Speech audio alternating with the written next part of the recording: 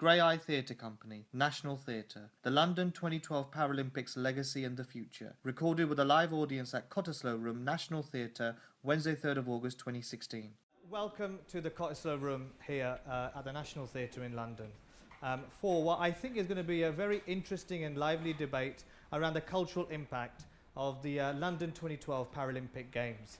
It was with a real buzz and excitement that the London Cultural Olympiad opened its heart and celebrated Britain's diversity as a nation, which was beautifully captured by the Paralympics opening ceremony.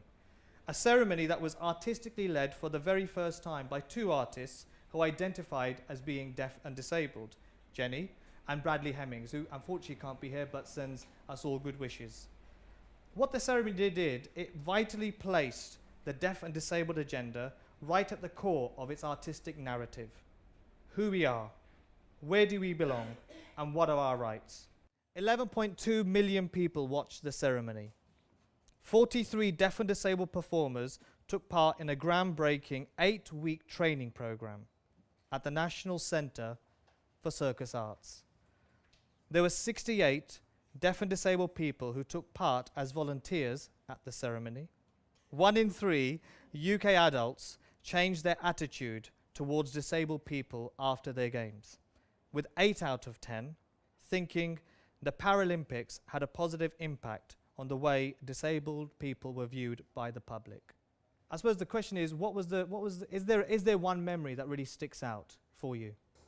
Stephen Hawking, Alison Lapper, Spasticus Autisticus, and a really massively diverse cast of volunteers, and that we were the original Jen and Brad. We fought for that because we wanted to do that big human rights declaration. Oh, come on, we are here and we're not going anywhere, and we've got big God, we've got big presence, and finally the whole world needs to see that we are absolutely part of that fabric of society, and that was our playing stage. And we had people who are on this platform with me as part of that, people who are in the audience tonight as part of that. I've got two abiding memories. There's a main one, but the minor one was, you know, Spasticus Autisticus, Ian Dury's song, commissioned by the then Spasticus Society, that was then banned, and we were playing it in front of the Queen. The Queen was there, and we were playing it, and I got really tickled by that. I remember thinking to myself, hello, Your Majesty, I hope you're enjoying this. It was brilliant. You've got Stephen Hawking and Sir Ian McKellen acting the fool. You're like, this is definitely once in a lifetime. This will never happen again. To then the point where you see the Great Britain team coming round and all the fireworks and the celebration going. To then when I shot out of the stadium at the end as I broke the glass ceiling, that as I went up, you just hear the massive cheer from the entire stadium. And that's when I was like, yeah, we've done it. We've done something great here. And we were on the front page of every single newspaper. And I thought, ooh, we've done something. And that was kind of a bit of a tingle on the back of the neck moment. Yeah. What other opportunities have kind of come about following the Paralympics? Not necessarily directly because of it, but since. What happened as a result of that was kind of like, we've got like this responsibility. We've got this responsibility to use our voices and to use it to affect change. So I think that's something that I kind of realised as a result of doing it, was that people were starting to listen to what I was saying. It wasn't just that I was making loads of gibberish after a few pints of Guinness. You know, I was actually saying stuff that were kind of like people were listening to, and I had a responsibility to make sure that I was saying the right things in terms of what was important and what was critical. Yeah, and I think that's true with regards to myself, in confidence anyway, of speaking out more about things, but also other performers that were in that ceremony, particularly people that were trained in aerial, have now been able to kind of push that section of the arts as well. So we're kind of attacking it from all different areas, and we're reaching more people, you know, getting out and doing street theatre as well. You're reaching a wider network, a bigger audience. So we're not giving people a chance to hide away from it, that we are there more in your face. And I think it gave us all a confidence to do that. what I can say is that my continued journey with Graeae and Reasons to be Cheerful and the beautiful music of Ian Jury has continued, and I've been involved in that a lot, and that's that's big to me.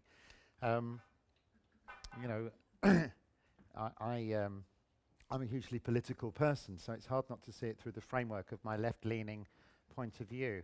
But given that the Tories came in and kicked everyone about for the last 5 years, that's what predominates to me, and I don't want to be a Debbie Downer or a Donald Downer, so to speak. Don't want to be, but the legacy is it all turned to shit, as far as I'm concerned. But sorry. How about for you, John? It's been pretty devastating.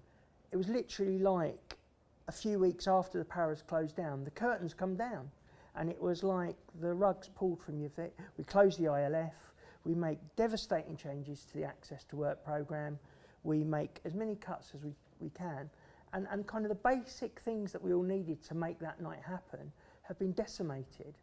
And so I've kind of used my voice on the streets, because that's kind of like, we've been on panels, we've been in committee meetings all our lives. We've been on all the kind of access forums and all that kind of stuff. And actually, if we're given our own platform, for that unique moment during the Paralympics, everyone was smiling at each other. We immersed ourselves in a beautiful world where everyone was happy and we could celebrate, and disability art was seen for the quality that it can really, really be. And I want that back. The real change is the slow burn change in mainstream culture that accepts disability culture as part of it, and that came out through Unlimited, a funding program subsidiary to the Arts Council that only funds disability arts projects. That's a glorious 5-year plan, and loads of infusions of inclusions that wouldn't have happened before. Definitely is part of the legacy that I see, and on an artistic level. I think it's because of Unlimited have given us so many different opportunities, so we can enter the arts at different levels, at entry level, as producers. So we're doing that within the disability arts world through Unlimited, but we also need to really push that agenda further out into the mainstream world. We need to be really knocking up those gatekeepers and having access to those keys, because when we are massively present in and around all of it, that I really do believe is when attitudes start to shift and change. There's real dialogue. You could ask those really difficult questions that don't seem PC, but actually, talk, ask them. Because if you don't ask, you don't know, and we don't have that chance to respond and unpack stuff. Rufus, there's been quite a lot of change here at the National Theatre. What's been your approach? It's pretty simple and ignorant and naive, sort of all wrapped into one, really. But simple, which is, if it's called National Theatre, we do theatre for the nation, and that is everybody in it. And and actually, it's really not much more complicated than that. When you go, okay, let's have a look at our diversity policy in terms of our targets for BAME. Okay, well, what's the national statistic? It's 14%. What's the London statistic? It's 40%. Well, how about 20? What does that feel like? All right, let's go for 20 throughout the whole organisation as quick as we can. That doesn't take an awful lot of thinking. It's not very complicated theory, and it's not a very complicated attitude. So I suppose, I came in with quite a simple attitude, is how do we make that happen? What I discovered, of course, is that this place is full of brilliant people, and words like, when you're dealing with an organisation, people talk about creative, empowerment and all that kind of stuff, and it's just words, but actually the reality of it is really forceful. If you find, if you find the right person, you go, okay, actually I'm having think that maybe we should do a community project, maybe. And now we've got one, by the time I get kicked out of here, it will be, I fully intend, it will be impossible for the National to not do a major community project every year. That, I haven't done it. I've just said, wouldn't it be a good idea? And then suddenly all the people around you who've been gagging to have permission to do that stuff for ages go, yes, well, what do you mean by that? Back it up.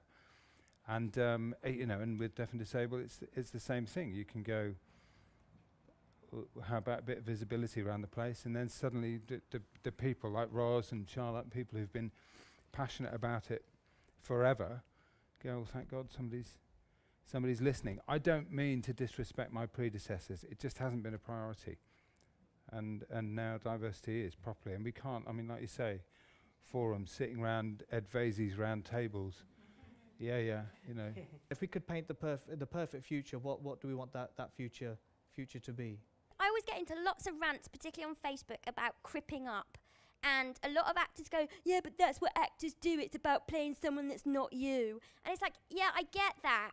But I will stop shouting about it when disabled actors have the same opportunities as non-disabled actors. When I can go up for a role that is a non-disabled character and be there amongst non-disabled actors, where are they all? Where are all these disabled actors? Why are they not on our stages, on our screens? To give positive role models to disabled people, because bloody hell, we need them, particularly at this time. It's like my life is not reflected on stage, on screen, anywhere. I'm just begging out for it to happen. So Rufus, over to you. Thank you. Rufus. Kieran Estamel, when we were doing Everyman, was just banging on and on and on at me about, no, you just don't get it. And I was going, well, I want you to air. And she's going, you know, and she really gave me a grilling in exactly what you're talking about. Just put me in the play. Let me be in the play. Let me be a member of this company who is just playing a part like everybody else. But I was trying to celebrate her disability, actually, and she was saying, well, don't. Why not just celebrate me as an actor? Yeah.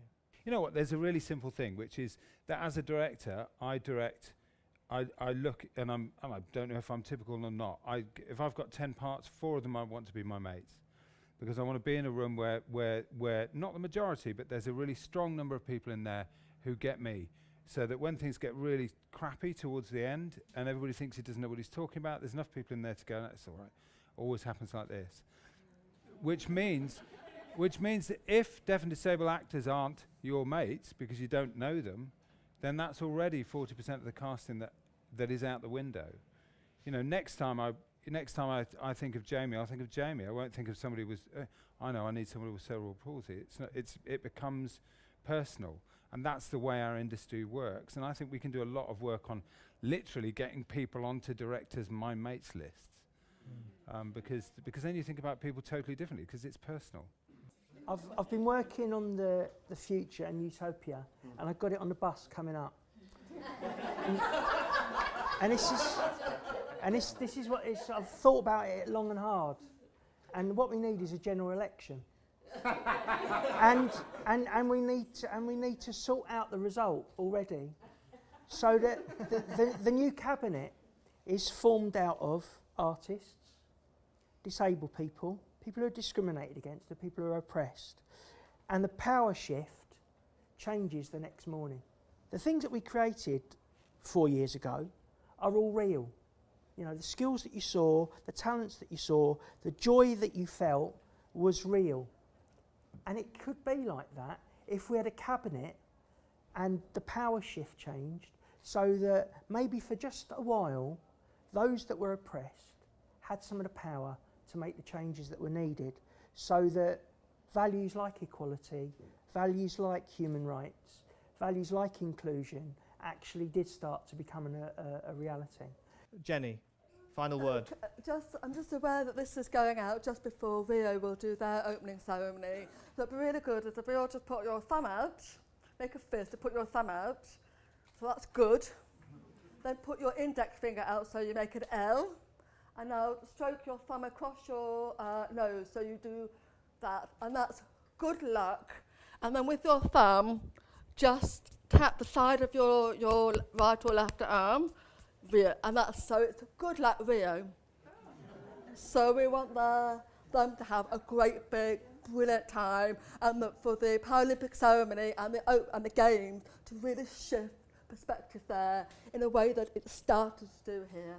So good luck, Rio. Graeae Theatre Company, graeae.org. Find us on Twitter and Facebook at Graeae, supported by Arts Council England.